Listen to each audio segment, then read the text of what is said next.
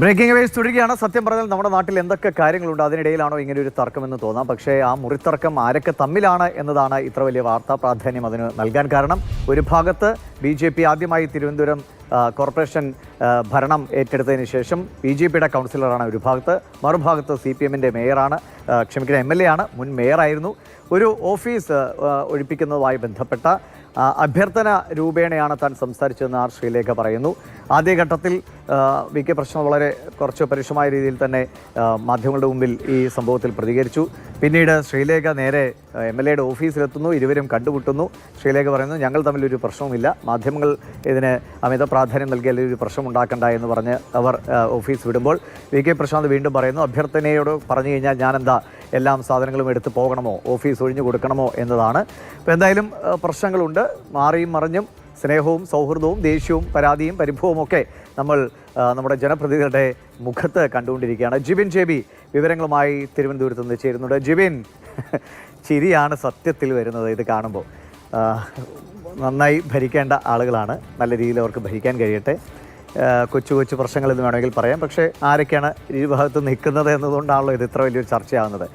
യഥാർത്ഥത്തിൽ ഒരു സംശയമുണ്ട്, ഞാൻ മേയറായിരുന്നു എങ്കിൽ എനിക്ക് ആ സ്ഥലം കിട്ടുമായിരുന്നു, അതില്ലാത്തതുകൊണ്ടാണ് ഞാൻ ചോദിക്കുന്നതെന്ന് ശ്രീലേഖ പറഞ്ഞിട്ടുണ്ടോ? VK പ്രശാന്ത് കുറച്ചു മുമ്പ് അങ്ങനെ ഒരു സാധനം എടുത്തിടുകയുണ്ടായി. ശ്രീലേഖ പറയുന്നു നിങ്ങൾക്ക് ഫോൺ കോൾ പരിശോധിക്കാമെന്ന്. അങ്ങനെ പറയാനുള്ള സാധ്യതയുണ്ടോ ജിബിന്?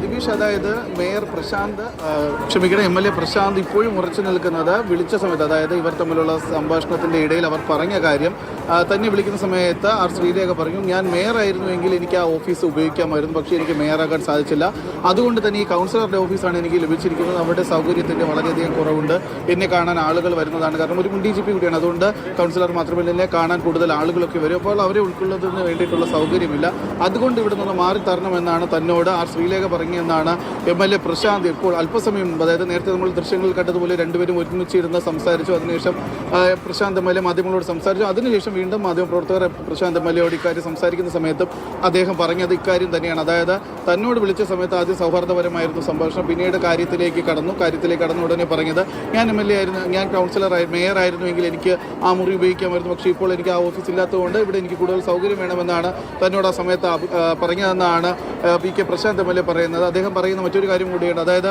ആർ ശ്രീലേഖ നേരത്തെ മാധ്യമങ്ങളോട് സംസാരിച്ചപ്പോൾ പറഞ്ഞത്, എൻ്റെ സൗണ്ട്, അതായത് പ്രശാന്ത് MLAയോട് സംസാരിച്ചപ്പോൾ ഉള്ളത് എൻ്റേത് ഒരു ലാളനയുടെ സ്വരമായിരുന്നു, പ്രശാന്തിൻ്റെത് എന്തായിരുന്നു എന്ന് നിങ്ങൾക്ക് ആ ഓഡിയോ കേട്ടാലേ മനസ്സിലാകൂ എന്നാണ് പറഞ്ഞത്. അതുകൊണ്ട് തന്നെയാണ് അദ്ദേഹത്തോട് ആ ഓഡിയോ സന്ദേശം പുറത്ത് വിടാമോ എന്ന് ചോദിക്കുകയും ചെയ്തു. പക്ഷേ അദ്ദേഹം പറയുന്നത് അത് ഞങ്ങൾ തമ്മിലുള്ള സംഭാഷണമാണ്, മറ്റു കാര്യങ്ങൾ നമുക്ക് അത് പുറത്ത് വിടണമോ വേണ്ടയോ എന്നുള്ള കാര്യം പിന്നീട് ആലോചിക്കാമെന്നാണ് അദ്ദേഹം ആ സമയത്ത് പറഞ്ഞത്. എന്തായാലും ഇവിടെ വിഷയം ഒന്നേ ഉള്ളൂ ദിവിഷ്, നമുക്ക് മനസ്സിലാക്കാൻ സാധിക്കും. അതായത് ഈ കാണുന്ന ഈ ഒരു കെട്ടിടം, അത് പ്രശാന്ത് MLA 2018 അദ്ദേഹം മേയർ ആയിരുന്ന സമയത്ത് കെട്ടിയതാണ്. ഈ തിരുവനന്തപുരം കോർപ്പറേഷന് കീഴിലുള്ള ഈ ഒരു കെട്ടിടം എന്ന് പറയുന്നത്, അന്ന് ഈ കെട്ടിടത്തിന്റെ താഴത്തെ നില ഉപയോഗിച്ചുകൊണ്ടിരുന്നത് അന്നത്തെ ഇവിടുത്തെ വാർഡ് കൗൺസിലർ, ശാസ്തമംഗലം വാർഡ് കൗൺസിലറായിട്ടുള്ള അടൂർ രാഖി എന്ന് പറയുന്ന ആളാണ് ഈ ഓഫീസ് ഉപയോഗിച്ചുകൊണ്ടിരുന്നത്. അന്ന് ഈ പറയുന്ന പോലെ ഇപ്പോൾ MLA ഉപയോഗിക്കുന്ന ഓഫീസും അതിൻ്റെ അകത്തുള്ള കൗൺസിലറുടെ ഓഫീസും രണ്ടും ഉപയോഗിച്ചുകൊണ്ടിരുന്നത് അന്നത്തെ കൗൺസിലർ തന്നെയാണ്. പിന്നീട് അവർ LDFന്റെ ഭാഗമായിരുന്നു. പിന്നീട് മുന്നോട്ട് പോകുന്ന സമയത്താണ് പ്രശാന്ത് വട്ടിയൂർക്കാവ് MLA ആകുന്നത്. ആ സമയത്താണ് അദ്ദേഹത്തിന് അന്നത്തെ കൗൺസിലർ ഈ മുറിയുടെ വലിയ ഭാഗം